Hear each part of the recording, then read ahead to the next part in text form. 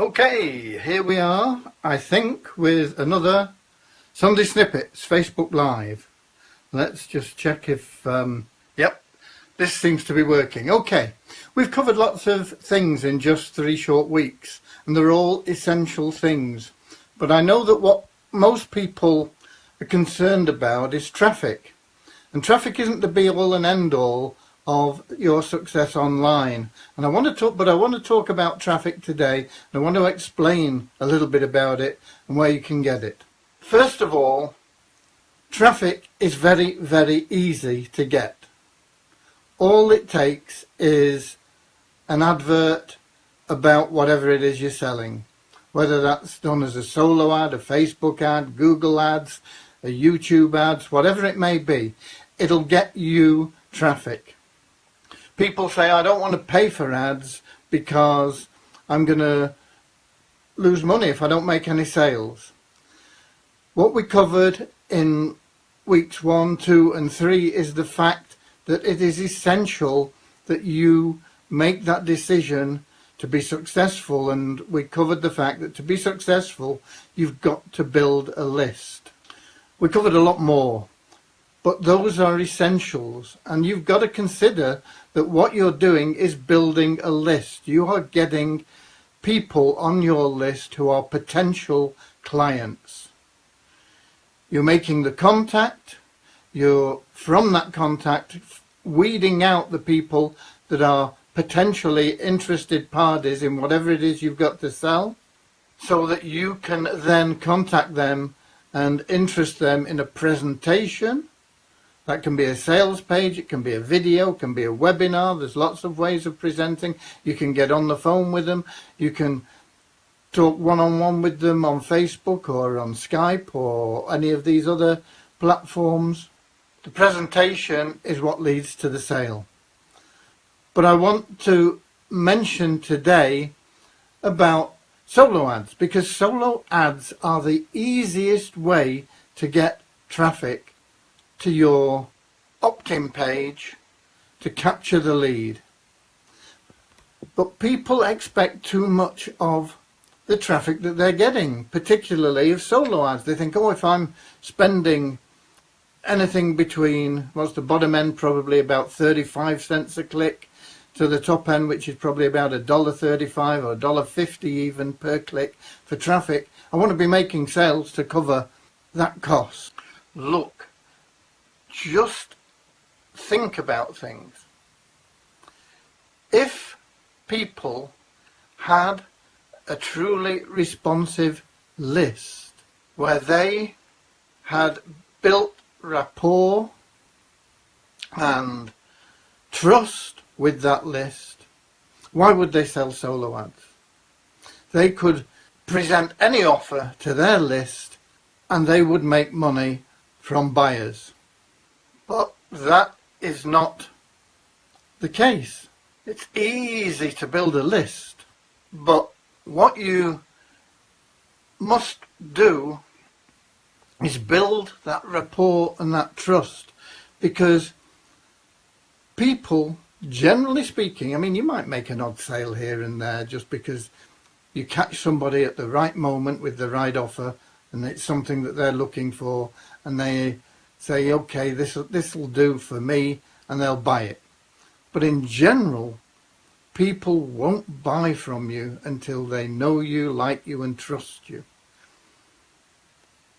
And that is why people build lists. It's easy to build a list, and it's easier for them to make money selling or renting their list to you as a solo ad than it is to try and build that trust with the people on that list themselves. Building a list is easy. That's the easy part. Traffic is easy.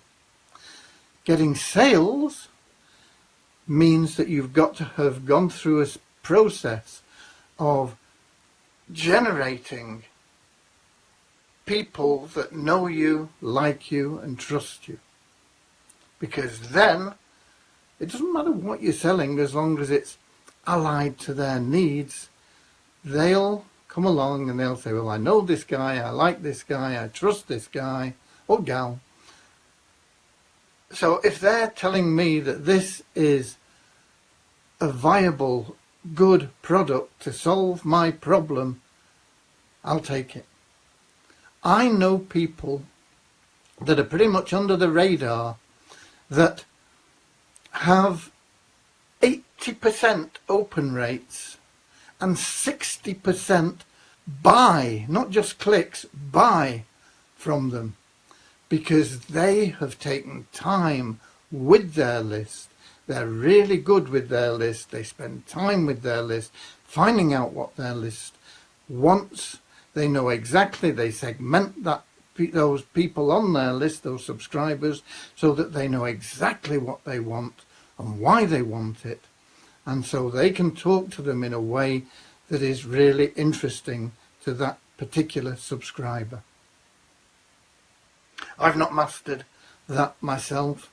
I tend to broadcast to the whole. I've got, I don't know, probably 100, 200,000. I've lost count of how many people I've got on the list in all the different autoresponders I have. My open rates vary between 5 and 10%, and that is enough for me to make sales pretty much on anything. But it's building that trust, that rapport. Some of the people on my list have been with me, they've been on my list for years, 5, 10 years, never bought anything, and then all of a sudden you'll hit a spot and bang, you make a sale. But if you want to be really successful, you've got to understand that the people you're buying from wouldn't be selling their contacts if they had that trust with the people on their list. Now, they can tell you that their list includes buyers,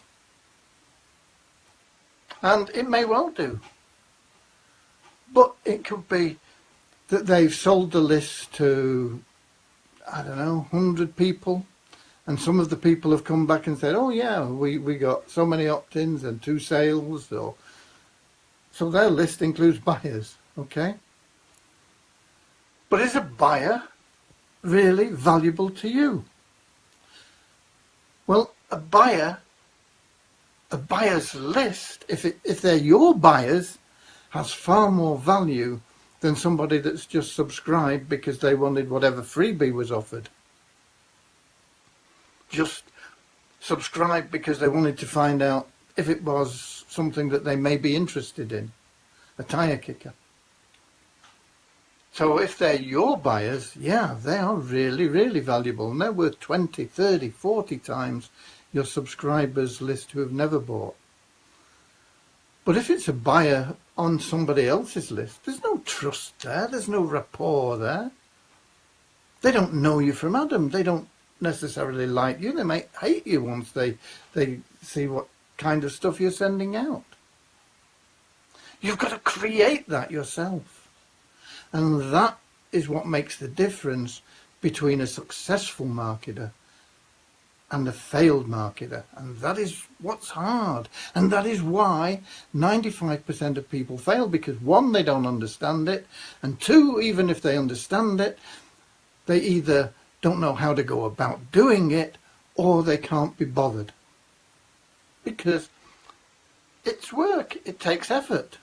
So this is the difference, and this is what you've got to understand. We talked last week about making contacts, turning them into prospects, presenting to those prospects to make the sale. Those 4 parts of any sale. So you've got to understand that when you are buying traffic, however you're buying it, whether it's with cash or whether it's with your time, there is a cost for the traffic that you are going to generate. And if it's with your time, that cost, for me, is higher than paying for somebody that you can contact in a more simple way. Plus, if you're paying financially, it's scalable. If you find something that's working, you're doing well with it, you can just buy more and more and more. But if it's your time, if you're going out trying to generate interest using your time, your response is going to be small and very, very difficult to scale. But there is that cost. There's a cost for getting a subscriber. That subscriber is a prospect. But that prospect does not become anything more than a prospect until you are able to build sufficient rapport with that person, get them to know you and like you and trust you to an extent. It doesn't need to be all the way, that'll come over time, but just to an extent for them to say, okay, I don't mind taking a look at this particular thing that's been offered to me, because if it's what he says, it will help solve my problem. So you're moving them along. Everybody that gets on your list is cold. I don't care where they've come from. I don't care how good the people selling that contact is, or how good they claim that person is, or whether they claim they're buyers. They are all the same. They come to you as a cold contact. If they're interested enough in whatever it is that gets them to opt into your list, they become a cold prospect.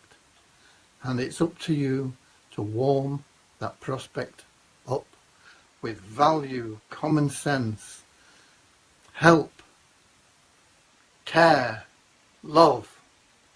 Treat that person the way that you would want to be treated. And if you do that, then they will start to respond to you. They will start to like you and trust you. And when they've done that and they go to a sales presentation, if that sales presentation matches what they are looking for, they will buy. And once they've bought, then they become hot. They are your buyers. They're not just buyers. They are your buyers of your products, whatever it is you're selling. Okay? Everybody in this world is a buyer. But they're not all your buyers. Everybody in this world puts their hand in their pocket and pays for things that they want or need. Everybody is a buyer. But what you have to do is create that trust so that they can become your buyer. And once they're your buyer, then you've moved them through from cold to warm if it's just a small front-end product. But if that's good and you keep following up with them, you'll get them to the stage where they're hot.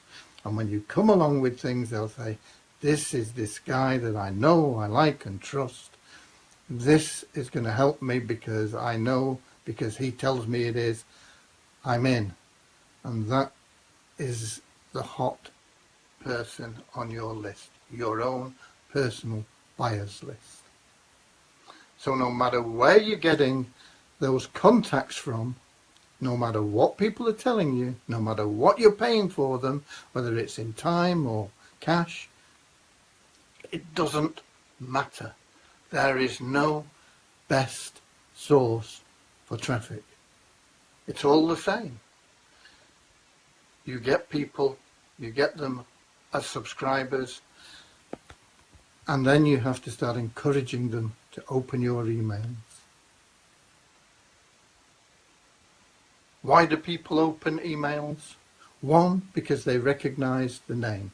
If you get an email from your mother or your brother or your sister or your wife or whatever it may be, you open it because you've recognized who it's come from. That is the number one reason people open emails. So you've got to get them to recognize you, and that is your first thing. And the second thing is the subject line. And the subject line is important because if they don't recognize you, or they're not sure, or they say, oh yeah, I would remember this guy vaguely, then that subject line's got to trigger interest so that they open the email. And the beginning of your email is now often displayed in most email systems, Outlook or Google or whatever it may be. They'll see the start of your email. So it's more than just the subject. It needs to be beyond the subject, that into that first couple of lines, to generate sufficient interest for them to say, okay, I'll take a look at this. And once they've taken a look at it, there's got to be some value in there that says to them, okay, I'll open another email from this guy because I enjoyed it. Maybe they've not clicked, maybe they have. The object of an email is to get them to open it and to click on a link. But if they're opening it and they're interested by what's in that, then next time they'll open another, and providing that's interested, they'll get into the habit of opening your emails, and they'll get into the habit of saying, okay, who's this from? Oh yeah, okay, I'll open this. Doesn't matter what the subject is. Once you've got people opening your emails, then you've got a chance for them to click. Once you've got them clicking, they're looking at your offers. And the more you've built that relationship, the better you'll do. So there is no best source of traffic. There is just scalable and non-scalable traffic. It's all cold, regardless of what you're paying in time or money or what you've been told about it. Okay, that's what I wanted to share with you this Sunday. We'll be going into more detail on lots more things as we progress. But that's your Sunday snippet for today. God bless. If you've not seen snippets 1, 2 and 3, they're on my YouTube channel, and at some stage I'll put a link to that on this post, and you'll be able to see about making decisions and how the sales process works and all sorts of things that we've covered in the past, and it'll make the whole thing come together better for you. Okay? Interestingly, just before I go, I get some people that contact me asking me about what I'm doing. I will not be offering what I consider to be good opportunities or best places to buy tools that you need or anything like that on these snippets. They're not for that. They're just to help you get your head around what you need to be doing and how to do it. But if you're really desperate and you want help, you're going to have to private message me and say, you know, can you point me in the direction of a good autoresponder or somewhere where I can invest my money, or whatever it might be that you're interested in. Be as specific as possible, and I'll be as helpful as possible. God bless. That's it for this Sunday.